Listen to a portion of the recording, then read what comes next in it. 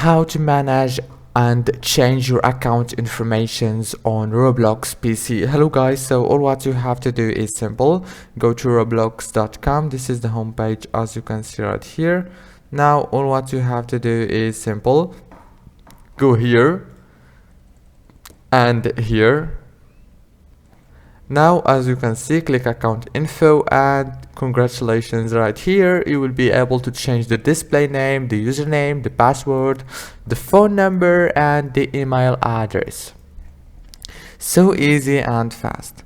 If this video was helpful, don't forget to like, subscribe. Thank you so much for watching. See you later.